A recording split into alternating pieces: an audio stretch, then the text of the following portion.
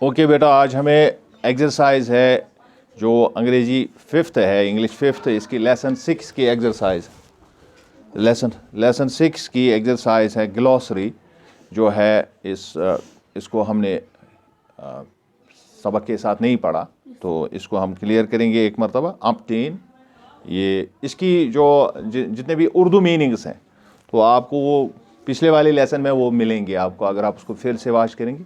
तो इसमें हम सिर्फ देखेंगे इसकी जो अंग्रेज़ी में इसकी एक्सप्लेनेशन है उसको हम देखेंगे। तो इसमें ऑप्टीन मीन्स मनी, यानी बहुत, लातेदाद है।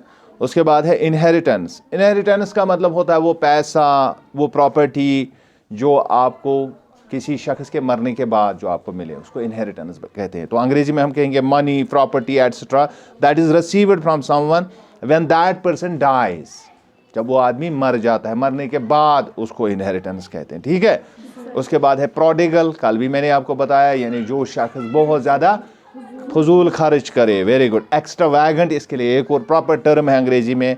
तो one who wastes one's money, जो अपना पैसा ज़ाया कर दे, उसको प्रोडिगल कहते हैं। उसके बाद हार्श का मतलब डिफ़िकल्ट, काफ़ी मुश्किल, जिसको हम कहते हैं हार्श। जैसे हम कहते हैं हार्श विंटर, यानी सख्त सर्दी जब होती है, सख्त सरमा का मौसम होता है, तो हम कहते हैं हार्श विंटर।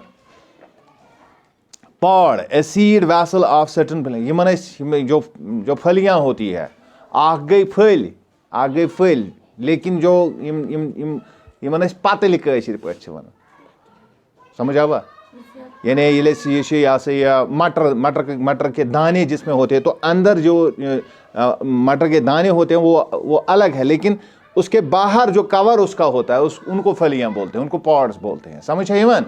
तो फल वन फल कत वन, हम दाने जो उसके अंदर दाना होता है उसको बोलते हैं, लेकिन असल में फलियां उर्दू में किसको बोलते हैं? जो बाहर जो पॉड होता है उसका, नेबर कवर था। समझ आवा? यानी मटरुक नेबरिम यथ पत कोश वन या यथ पतल वन, राजमा पतल ना आसान, तिमन नेबर किन सो आसान। Yes, a seed vessel of certain plant as peas, जैसे मटर के फलियां होती है।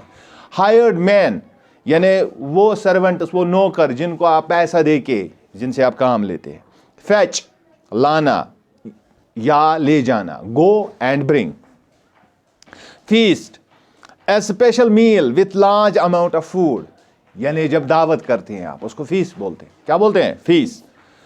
Lost to the fold, gone astray, यानी जो गुमराह हो जाए, अब वापस आने की कोई उसकी उम्मीद नहीं है, जो राह भटकता है, ये मिस वक्त राई कशिर पे। मैरी, हैप्पी, खुश। एंट्रीट, रिक्वेस्ट करना, किसी को किसी के खिदमत में कोई बात अर्ज कर लेना, उसको एंट्रीट कहते हैं। और slaving means working like a slave, जब किसी की कोई गुलामी करता है, जैसे हम अपने माँ बाप की हर इच्छा को पूरी करते हैं, that is a sort of slaving, हम उनकी किसी बात को नहीं टालते हैं। उसके बाद है थिंकिंग अबाउट द टेक्स्ट। इसमें ए वाला जो है that is answer these questions का आपको जवाब देना है। और पहला क्वेश्चन है कि why did the man divide his wealth between his two son. सवाल यह है कि आदमी जो था उसने अपने दो बेटों के बीच में जो अपनी प्रॉपर्टी है उसको तकसीम क्यों किया, हालांकि अभी वो जिंदा था। और हमने अभी बताया कि इनहेरिटेंस जो होती है वो मिलती है मरने के बाद। तो क्यों किया ऐसा? क्योंकि जो उसका एक बेटा था उसने क्या किया? The man divided his wealth between his two sons because his younger son demanded his share of the wealth. क्योंकि जो छोटा बच्चा था उसने डिमांड की, उसने कहा मुझे अपना शेयर चाहिए ही चाहिए, मुझे आप अपनी प्रॉपर्टी का हिस्सा कर लीजिए। तो हालांकि ये प्रेजेंट डिमांड थी, लेकिन उसने पूरी कर दी। उसने कहा चलो बेटा है तो मैं दे दूंगा। देनी कब थी उसको?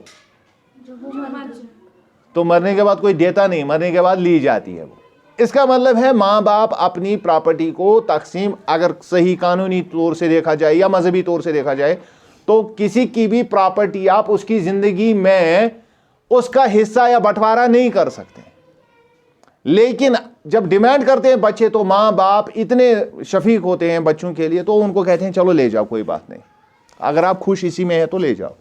हालांकि लेनी नहीं है, ये सही नहीं है, ना ये कानूनी तौर पर सही है और न ये मजहबन सही है। उसके बाद question number 2, why did the younger son hire himself to someone. अब जो छोटा बेटा जो उसका था, तो उसने अपने आप को क्यों किसी जगह पर काम पर लगाया? क्या हुआ उसके साथ कि अब उसको दूसरे का काम करना पड़ा, दूसरे का नौकर बनना पड़ा? The younger son spent all his money lavishly. हम जानते हैं उसने अपना सारा पैसा जो है खर्च कर डाला, और ऐसे ही प्रोडिगल उसको इसी वजह से कहते हैं। And had nothing to eat. अब उसके पास खाने के लिए भी, अब खाने के लाले भी पड़ गए, अब उसके पास बचा ही नहीं कुछ। So he hired himself to someone in order to escape starvation. अब वो किसी की नौकरी करने लगा क्योंकि अपने आप को फाका कशी से बचाने के लिए वो ये कर रहा था। समझ रहे हैं? उसके बाद तीसरा question, what is the younger son decide to tell his father. अब छोटे बच्चे ने, जब वो छोटा बेटा जो उसका था, जब उसने अपना सारा माल खर्च कर लिया और फिर नौकरी करके भी देख लिया, अब कुछ उसके बावजूद भी उसका कुछ नहीं बना, अब उसने क्या इरादा किया? अब उसने क्या बताया?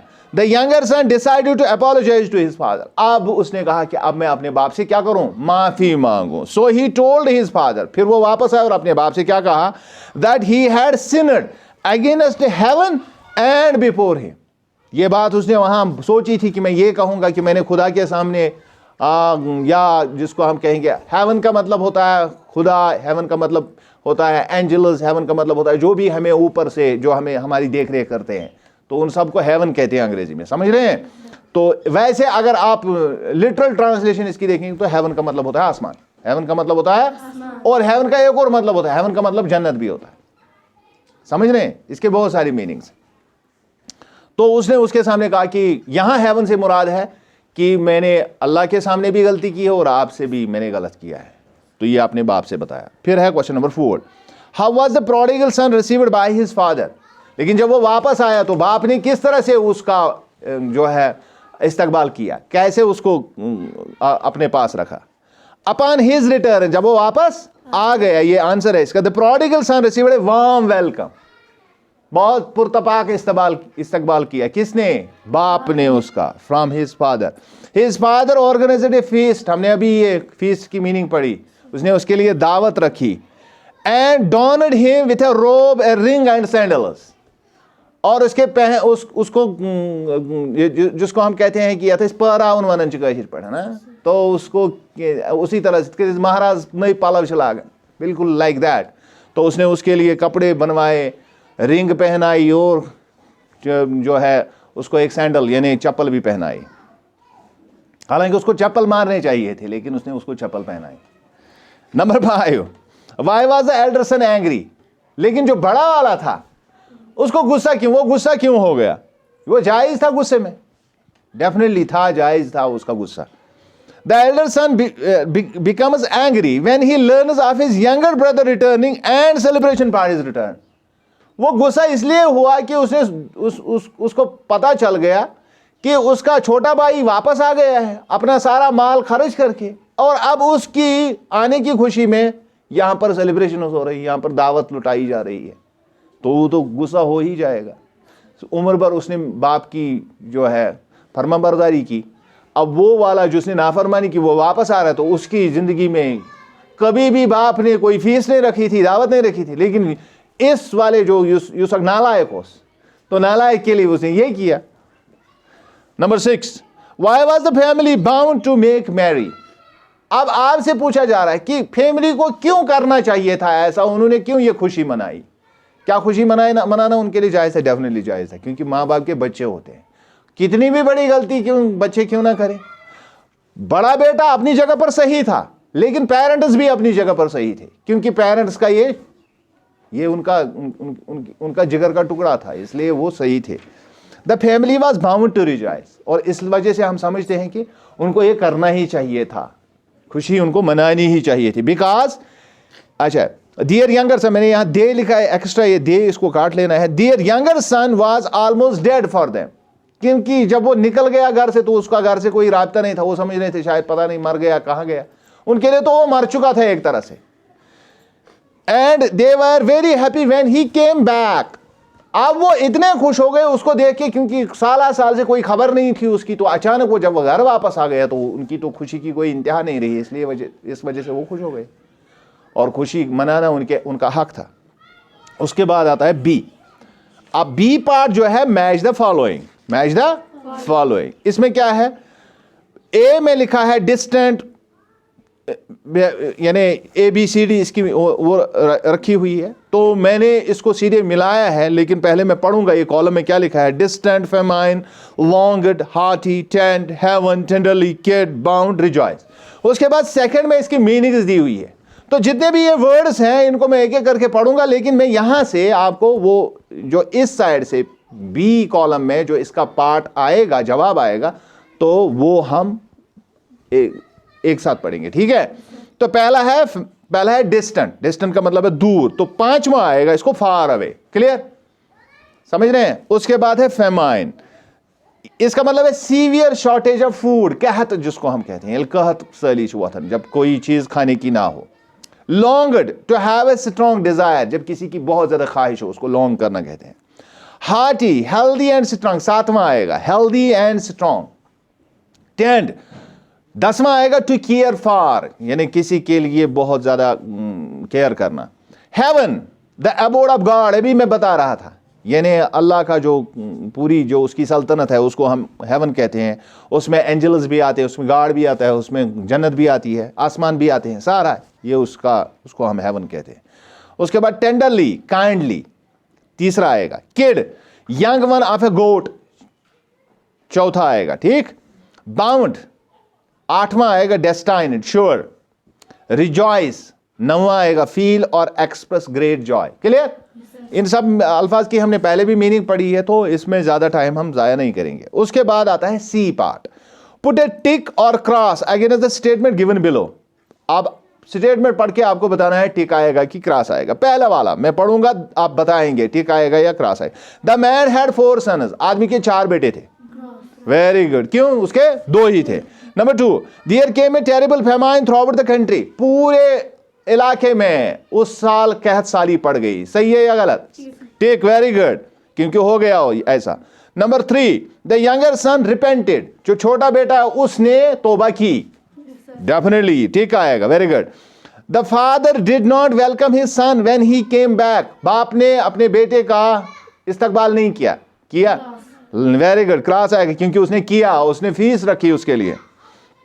Number 5, the elder son was angry with his father for welcoming the younger son, बड़े वाला नाराज हो गया क्योंकि छोटे वाले के लिए उसके बाप ने जो फीस रखी थी। ठीक, very good. Number 6, in the end the elder sun also agreed with his father, last में उसने भी कहा चलो ठीक है, बिल्कुल ये ठीक है, वेरी गुड। नंबर डी, अब डी पार्ट है, हु सेज द फॉलोइंग, वो मैंने आपको बताया रिपोर्टिंग वर्ब, रिपोर्टेड स्पीच, पहले मैंने आपको दिखा, आज फिर एक मर्तबा है। अब आपको ये स्टेटमेंट मिलेगा तो आपको बताना है किसने बताया। अब यहां पर आपको सिर्फ हु सेज टू हु अगर होता तो हमें बताना होता कि ये किसने किसको कहा, लेकिन आपको एक ही बात बतानी है, किसको कहा, किसने कहा, आपको ये नहीं बताना है किसको कहा।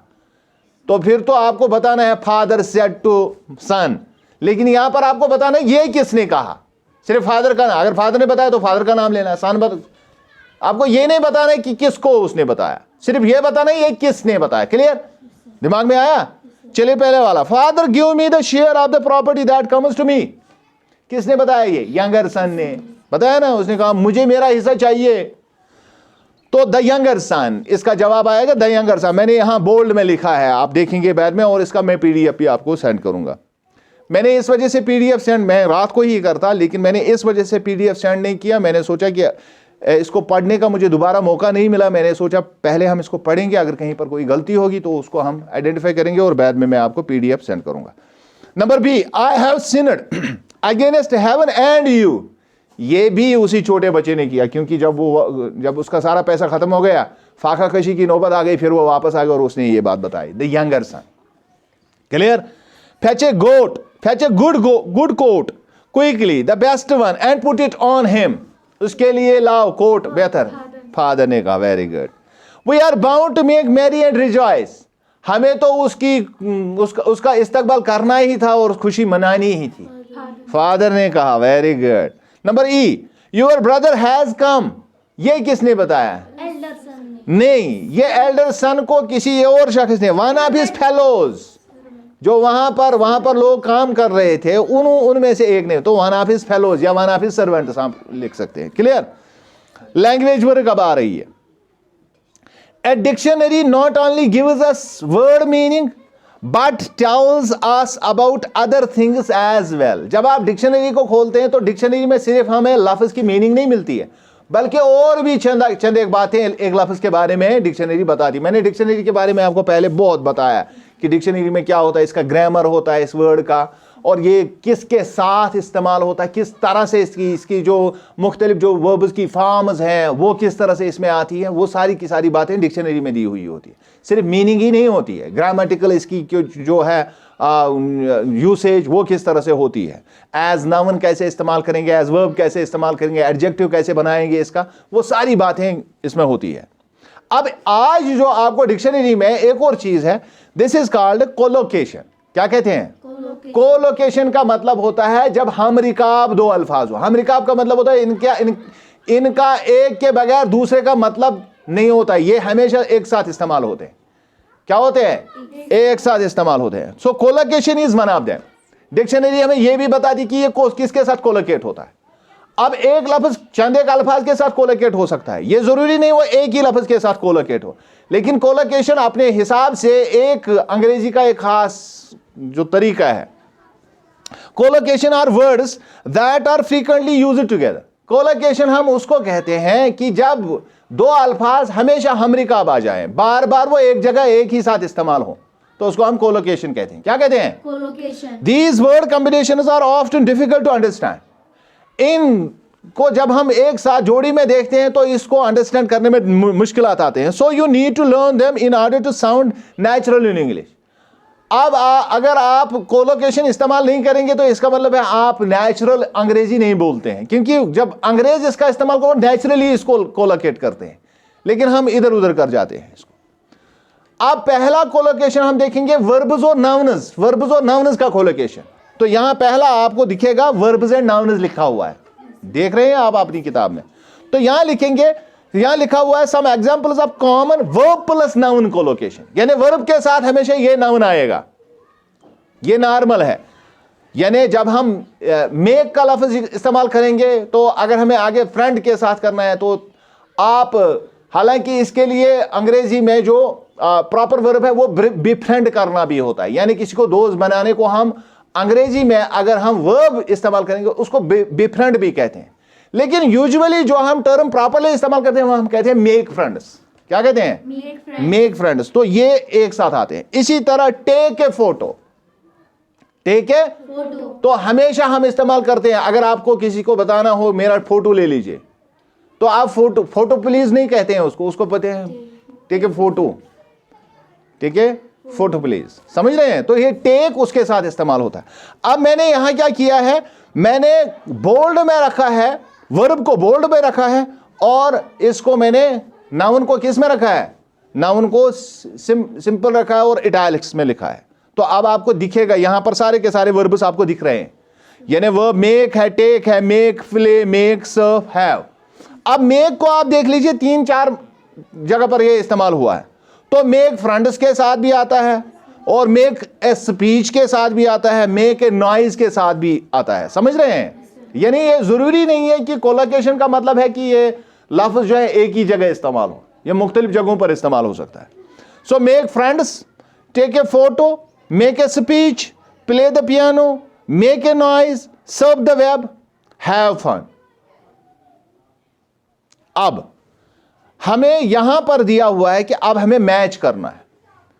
Match the verbs on the left with the nouns on the right. अब लेफ्ट में वर्ब्स और राइट में नाउन्स दिए हुए हैं। Use your dictionary to help you if you need.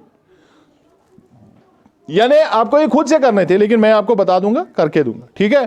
तो पहले वाले के साथ आएगा मेक ए मिस्टेक, यानी डी इसके साथ मिलेगा, ये मैंने यहां लिख के रखा है, ठीक? Tell a joke, clear? उसके बाद watch TV, clear? Catch a train, clear? Ask a question, हो गया? अब कोलोकेशन बात करेंगे एडजेक्टिव्स और नाउन्स की। अब अभी तक हम किसकी बात कर रहे थे? वर्ब्स और नाउन्स की। अब किनकी कोलोकेशन है? एडजेक्टिव्स और नाउन्स की। और हमेशा आपको पता है एडजेक्टिव पहले आता है, नाउन बाद में आता है, क्लियर? तो देखिए some examples of common adjective plus noun collocation, यहां पर भी मैंने नाउन को इसको मैंने बोल्ड रखा है। ए ग्रेट सक्सेस, तो ग्रेट जो है ये एडजेक्टिव है और सक्सेस जो है ये नाउन है। क्लियर? उसके बाद a narrow escape, narrow adjective, escape noun. Heavy traffic, traffic noun, heavy adjective. Fresh fruit, fruit noun आपको पता है और fresh adjective. Broad shoulders, shoulders noun, ठीक, broad adjective. A steep hill, steep adjective, hill noun, very good. उसके बाद अब इसका दूसरा जो है fill in the gaps with the adjectives given in box. अब जो गैप्स यहां पर डैश डैश दिए हुए हैं, अब आपको इसमें क्या क्या लगेगा, आगे आपको दिखाया गया है, आगे आपके यहां पर नाउन्स दिए हुए हैं, आपको एडजेक्टिव्स पूरे करने हैं। I use to be a dash dash smoker, तो यहां पर हमें देखना है, हालांकि हम इसके लिए चेन स्मोकर भी लिख सकते हैं, लेकिन यहां हमें देखना है बॉक्स में क्या दिया है, तो यहां पर हैवी स्मोकर आएगा। क्लियर? तो इसमें से हमें देखना है, इसके बॉक्स में इसका और भी आप लफ्ज लिख सकते हैं, लेकिन आपको वही लफ्ज इस्तेमाल करना है, यूज दिस। क्लियर? उसके बाद he has a dash dash Scottish accent, तो हम कहेंगे स्ट्रॉन्ग एंड ब्रॉड, एक साथ आए हैं दोनों, स्ट्रॉन्ग और ब्रॉड एक्सेंट। मैंने एंड लिखा है और लिखना है इसका, इसी वजह से मैंने पीडीएफ नहीं डाला, क्योंकि जल्दी में लिखने में कभी इधर उधर हो जाता है। उसके बाद number C, she was late but at least she had dash dash excuse, an excuse लिखेंगे, गुड एक्सक्यूज। यहां पर ए लिखा है तो ये ए भी आप काटेंगे। क्लियर? ये तो थोड़ा बहुत गड़बड़। Number D, the plane could not take off because of dash dash clouds, thick clouds. Clear? Okay. उसके बाद प्रीपोजिशंस, तो प्रपोजिशन जो होती है वो मैंने आपको बताया कि ये रिलेशन बिल्ड करती है। तो लेट अस सी, जो फिल इन द ब्लैंक्स में आपको करने जो प्रपोजिशंस दिए हुए हैं, मैं पहले उनको पढ़ूंगा। Fill in the blanks with the prepositions given in the box, for, है, टू, अबाउट, एट, ऑन। अब हम आगे चलकर इनको पढ़ेंगे तो हम देखेंगे कौन कहां पर आएगा। I am worry dash dash Jane, about Jane, क्या आएगा यहां? About. She is usually home by now. Number two, you have to apply for a visa, for a visa. Clear? Yes, sir. Before you go, तो for आएगा। Number three, can you describe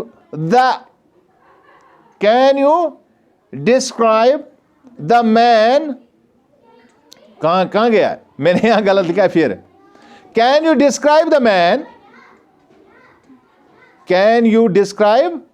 man dash dash me at me? Clear? तो eight आएगा, यहां पर मैंने यहां गड़बड़ किया, मैं इसको ठीक करूंगा इंशाल्लाह। Number four, the girl over there keep smiling dash dash me at me, यहां पर भी आएगा। ठीक, मैंने गलत लिखा है कहीं पर, चलो मैं देख लूंगा बाद में। He goes to school dash dash foot, मेरे को कंसंट्रेशन लास्ट, क्योंकि मैंने यहां पर गलत लिखा है, तो मैं आपको ये सही करके मैं बाद में इसको सेंड करूंगा। He goes to school dash dash foot, on foot आएगा। क्लियर? अब अगर मैंने कहीं पर गलत लिखा है तो मैं उसको ठीक करके आपको बता दूंगा, मैं इसको एक मरतबा फिर बाद में पढ़ूंगा। Clear?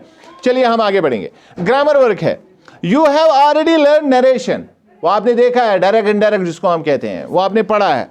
So far you have done, हमने एसर्टिव पढ़ा है, इंट्रोगेटिव पढ़ा है और इंपेरेटिव पढ़ा है। अब कौन सा है? ऑब्जेक्टिव। ये मैंने आपको काइंड्स ऑफ सेंटेंसेस पढ़ाए हैं। वेरी गुड, बोर्ड पर पढ़ाए हैं और काफी दिनों पढ़ाए हैं इनको, और आपको ये सारा अब फिर याद आ जाएगा। क्लियर?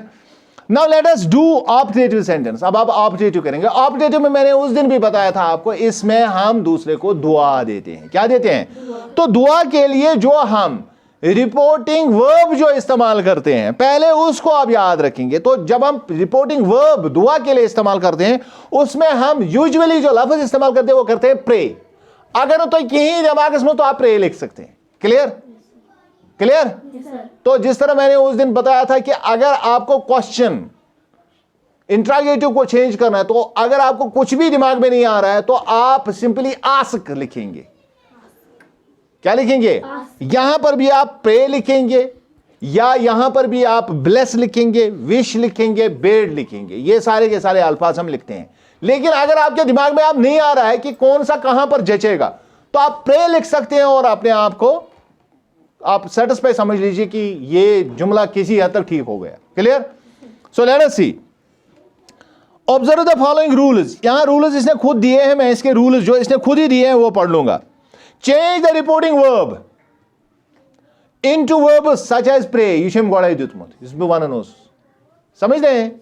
तो प्रे में आप चेंज करेंगे रिपोर्टिंग वर्ब को, ब्लेस में करेंगे, विश में करेंगे, बेड में करेंगे। लेकिन इतने ही नहीं है, इसमें एटसेट्रा आगे लिखा है, इसका मतलब है इसके अलावा भी किसी में तब्दील कर सकते हैं। Number 2, change the optative sentence into assertive sentence. जब ऑप्टेटिव होगा अब वो ऑप्टेटिव नहीं रहेगा, अब वो असर्टिव। क्यों? क्योंकि रिपोर्टिंग वर्ब हमने बनाई है उसमें हमने ऑप्टेटिव का सारा जो भी ऑप्टेटिव का सेंस है वो उसमें डाल दिया है। समझ रहे हैं? अब सेंटेंस ऑप्टेटिव नहीं रहेगा, अब ये असर्टिव में आ जाएगा। उसके बाद the tenses of the verbs, वो आपको पता है टेंसेस चेंज करने होते हैं, और जो नियरनेस होती है फारनेस में तब्दील हो जाती है। ये सारी की सारी बातें आपने पहले भी सुनी है। प्रोनाउंस चेंज होते हैं और words denoting nearness are changed according to rules. जो हमने पहले रूल्स पढ़े हैं उन्हीं के हिसाब से इसको चेंज करना होगा। Now look at the following examples. अब एग्जांपल्स दी हुई है। ही सेड, शाबाश, मे यू लिव लॉन्ग, दुआ दे रहा है ना। तो अब ये जो he said may you live long है, उसने नीचे लिखा है he prayed that he might live long. Prayed लिखा है। क्लियर? तो आपने प्रे को पास्ट में लाना है। क्यों? क्योंकि ही सेड की वजह से। अब ये सेड की जगह आएगा तो सेड पास्ट में, ये से नहीं है। से होता हम प्रे लिखते, लेकिन ये सेड है तो हम प्रेड लिखेंगे। टेनस उसी हिसाब से चेंज होगा। तो हम इसकी जब इसको हम चेंज करेंगे तो हम लिखेंगे he prayed that he might live long. Clear? उसके बाद number 2, he said may Allah hear my prayers. He prayed that, फिर Allah might hear his prayers. May Allah नहीं, अल्लाह माइट। क्लियर? ये मे माइट में चेंज होगा, लेकिन अब वो माइट जो है उस अपनी जगह को छोड़ देगा, क्योंकि अब ये ऑप्टेटिव सेंस नहीं, अब ये असर्टिव बन गया। क्या बन गया? असर्टिव। तो अल्फाज चेंज होंगे, यानी अल्फाज अपनी पोजीशन को चेंज करेंगे। Number 3, the beggar said would that I were rich. मांग रहा है काश मैं अमीर होता। द बेगर विशड, ये उसकी विश है। अगर प्रेयर भी लिखेंगे कोई बात नहीं है, ये उसकी विश है, मतलब वो प्रे। हालांकि प्रे का मतलब ये होता है कि जो आप मांग रहे हो जाएगा। विश का मतलब है अगर आप मांगेंगे भी तो लगता है कि ये, समझ रहे हैं? ये फर्क है विश और प्रेयर में। प्रेयर में हम प्रेयर उसको कहते हैं जब आप मांग रहे हैं कि ये मेरी जिंदगी में हो। लेकिन जब विश का मतलब ये होता है कि आप चाह रहे हो कि ऐसा होना चाहिए था लेकिन ऐसा नहीं है, तो वहां विश करते हैं। Clear? So the beggar wished that he had been rich. वो ये चाह रहा है कि काश में क्या होता, एक काश में भी अमीर होता। नंबर 4, ही सेड, उसने कहा good bye my son, I will not return home till my work is completed. अब ये गुड बाय कर रहा है तो बेड आएगा। ठीक है? ही बेड गुड बाय, ये सारा हमने लिखा। To his son and told him, फिर उसको बताया, क्या बोलता है? That he would not return home till his work was completed. Clear? लिखा हुआ है यहां पर भी है और मैंने इस पर भी इसको डाल दिया है। द टीचर सेड, अब उस्ताद कह रहा है good morning boys, how are you. अब टीचर ने क्या किया? उसने विश किया। एक होता है विश करना कि चाहना अपने लिए, दूसरा तो विश करना है किसी को सलाम करना। दो तरह से विश होती, समझ रहे हैं? The teacher wished good morning to the boys and asked them how they were, और उनसे पूछा कि कैसे हो आप। Clear? Now turn the following sentences from direct into indirect speech. अब आपको काम करना है कि डायरेक्ट में से इनडायरेक्ट करना है, और ये सारे के सारे ऑप्टेटिव है। सारे के सारे क्या है? ऑप्टेटिव है। The mother prayed for the prosperity of her son. पहले वाला, यानी the mother said may you prosper my son. तो किसके लिए उसने दुआ की? प्रॉस्पेरिटी के लिए। तो हम लिखेंगे the mother prayed for the prosperity of her son. Clear? उसके बाद number 2, he said how clever I am. He exclaimed that he was clever. ठीक? Number 3, the poor man said would that I were a king. फिर उसकी wish है, तो क्या लिखेंगे? The poor man wished that he had been a king. चाह रहा है कि काश मैं बादशाह होता। Number 4, he said what a pity you have not finished your work. यानी ही वाज डिसगस्टेड, या ही फेल्ट पिटी, उसको गुस्सा आया इस पर। He felt pity that he had not finished his work. जब आप कभी काम करके नहीं आते हैं तो गुस्सा हो जाता, या उसको दुख होता है, टीचर को दुख होता है, तो that is called he felt pity. Number 5, the old woman said alas my only son has died. बूढ़ी ये बेचारी बता रही है। अब वो क्या करती है? The old woman exclaimed, the old woman exclaimed sorrowfully. क्योंकि यहां एक्सक्लेम, कौन सा एक्सक्लेमेशन है? सॉरो का एक्सक्लेमेशन है। That her only son had died. Number 6, they said oh what a fine day it is. Oh यानी ये फिर एक्सक्लेमेशन है। They exclaimed that it was a very fine day. Now turn the following into direct speech. अब यहां indirect दिया हुआ, अब आपको डायरेक्ट, यानी वो कामास वगैरह डालने हैं। ठीक? रिपोर्टिंग वर्ब अलग, रिपोर्टिंग स्पीच अलग करने हैं। He prayed that God might bless him या ब्लेस मी, तो हम लिखेंगे he said comma inverted commas begin may God bless you. Simple term है, समझ रहे हैं? दूसरा, I bade farewell to my friend. I said to my friend comma inverted commas begin goodbye. हो गया, समझ रहे हैं? Number 3, I said to my friend, मैंने अपने दोस्त को गुड बाय, इतना ही लिखना है। Okay. Number 3, the people cried out that the leader might live long. यानी उन्होंने दुआएं दी उसके लिए, तो हम क्या कहेंगे? The people said comma inverted may the leader live long. Clear? Number 4, I prayed that he might prosper. I said comma inverted may you prosper. समझ रहे हैं? Number 5, she prayed that God might pardon that sinner. She said may God pardon this sinner, that sinner, this sinner. Clear? Nearness farness जिसको हम कहते हैं। He wished that he had been young again.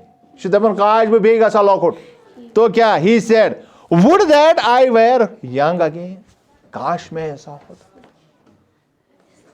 Late us talk. अब आखिरी सवाल की तरफ हम बढ़ रहे हैं। In this story the younger son repents, या जिसको हम कन्फेस कहते हैं, confesses and is forgiven by his father. वो छोटा बेटा जो उसका है वो कन्फेशन करता है, अपने गुनाहों को तस्लीम करता है, तौबा करता है, और बाप जो है उसको माफी देता है। Discuss in groups why it is good to feel sorry after one has done wrong and then confessed. आप ऐसा क्यों सोचते हैं कि ये ठीक है कि इंसान ने अगर गलती की तो अब उसको एतराफ़ गुनाह करना चाहिए और माफ़ी मांग लेनी चाहिए? क्या आपको ये सही लगता है? सही लगता है कि इंसान अगर गलती करे उसको एतराफ़ करना चाहिए मैंने गलती की, और बाद में माफ़ी मांग लेनी चाहिए? ठीक है, ये इंसानों की खसलत है। हैवान ये नहीं करते हैं। अगर गौ को ठोल दिस अच्छा पत घर गसन तमिस दपन वहीं सॉरी मैं दिस ठोल, हैं, तो ये जानवर नहीं कर सकते। ये इंसानों का ही करिश्मा है कि इंसान कर, क्योंकि इंसान के अंदर ऐसी फीलिंग्स हैं। समझ रहे हैं? Did you like this story? क्या आपको ये स्टोरी पसंद आ गई? सिंपल सी बात है। अगर आपको वो वाली चीज़ पसंद है तो आपको स्टोरी भी पसंद आएगी। ठीक? So tell the class why you like it. अब आपको ये बताना है क्यों आपको पसंद आ गया है। लेट अस सी मैंने क्या आंसर लिखा है आपके लिए। आप खुद का आंसर अलग से लिख सकते हैं, लेकिन मैंने जो लिखा है वो आप याद रखेंगे। All of us make mistakes and learn from them. हम सभी गलत करते हैं, गलती करते हैं जिंदगी में, और उनसे हम सीखते हैं। गलतियों से क्या होता है? सीख मिलती है। This is just a normal part of growing up. असल में इंसान इन ही गलतियों के जरिए से सीखता है और बढ़ता है। समझ है मत? क्योंकि कोई भी शख्स गलतियों के बगैर सीख नहीं सकता है और फिर वो उस तरह से उसका दिमाग नहीं बढ़ेगा, उसकी ये इंटेलिजेंस जो है इस तरह की नहीं आएगी। So sinning is part of being human. लिहाजा इंसान ही गलतियां करता है, ये इंसान का एक अहम जो है जिसको हम कहते हैं कि जिंदगी का हिस्सा है कि इंसान गलतियां करता है। But the guilt that many follow could make us feel ashamed of our actions. लेकिन गलती करने के बाद जो उस गिल्ट होता है, गलती का एहसास होता है, आज आप ये गिल्ट को दिमाग में रखेंगे। हाँ, गिल्ट कहते हैं एहसास गलती को, ये गलती गिल्ट एक तरह के दिखते हैं, समझ रहे हैं? तो दिस फीलिंग इज नॉर्मल। अब अगर आपको एक गलती का एहसास है और आप ये गिल्ट फील कर रहे हैं कि मैंने गलती की, ये गुनाह हो गया मुझसे, मैंने गलत काम किया है, इसको गिल्ट कहते हैं। क्या कहते हैं? एहसास है आपको। तो ये एहसास नॉर्मल है, क्योंकि इंसान को एहसास होना चाहिए। मैंने कहा हैवानों को एहसास नहीं होता। कुत्ते ने किसी को काटा, वो दूसरे दिन उसके घर नहीं जाता है कि सॉरी सर मैंने आपको काटा, वो नहीं बोलता है। लेकिन अगर आप कभी किसी का हाथ काटते हैं, कुछ साथ तुम चोप दिवन कंस, तुम तमिस वानन ये तुहंदिस चोपिस तो हंदिस चोपिस फर्क। समझ आइए? So this feeling is normal. So when we realize we have broken someone's trust, लिहाजा जब हमें ये लगे कि हमने किसी को दुख पहुंचाया है या हम पर वो भरोसा कर रहा है, हमने भरोसा तोड़ दिया है, तो क्या करना चाहिए? और हर्ट देम, या किसी तरह से किसी को हर्ट किया है, परेशान किया है, उसको नुकसान पहुंचाया है विथ आवर वर्ड्स और एक्शंस, चाहे अपनी जुबान से चाहे अपने किसी अमल से, it is a good idea to apologise. ये एक अच्छी बात है कि हमें क्या करना चाहिए? अपोलॉजी करनी चाहिए, माफी मांग लेनी चाहिए। But accepting somebody's mistake or fault is important as it makes us worthy of being forgiven. अब दूसरी तरफ यह भी समझना चाहिए, अगर आपसे कोई माफी अब मांग रहा है, मे बी दूसरे ने आपके साथ ये किया है, एक है हमने किया है तो हम उसको माफी मांगने के लिए जाएंगे। अगर दूसरे ने आपके साथ ऐसा किया है तो वो माफी मांगने आएगा, तो आपको क्या करना चाहिए? माफी देनी चाहिए, जिस तरह से यहां बाप ने दी है माफी। समझ रहे हैं? ये नहीं कहना चाहिए ओ यार उस दिन सोचना चाहिए था आपको, मैं माफ नहीं करता हूं, नहीं, ऐसा नहीं है।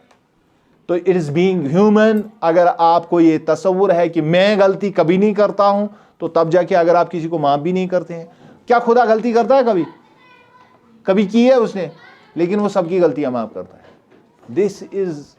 ये सबसे इंपॉर्टेंट चीज है जो हमें समझ लेनी चाहिए। यानी जो कायनात का खालिक है, जिसने सब चीजें पैदा की किसी गलती के बगैर, लेकिन कोई भी गलती करता है वो माफ करता है। शर्त यह है कि वो माफी मांगने आ जाए, कितनी भी बड़ी गलती क्यों ना हो, माफ कर देता है। हमें यही सीखना है। समझ रही बात? अच्छा, यस। अब दूसरा सवाल है, yes I like this story very much. मैंने इस कहानी को काफी पसंद किया, because it has a good moral. क्योंकि इसका जो निचोड़ है, इस मॉरल जो इस कहानी का है, जो मकसद इस कहानी का है, वो बड़ा ही खूब है। It teaches us 3 lessons. बहुत सारी बातें हैं लेकिन 3 लेसन ये अहम सिखाती है हमें। Number 1, the curse of being prodigal. पहली बात ये हमें सिखाती है कि किस तरह से बुरी लानत है इंसान अगर बहुत ज़्यादा फजूल खर्ची हो। ये एक बहुत बड़ी लानत है।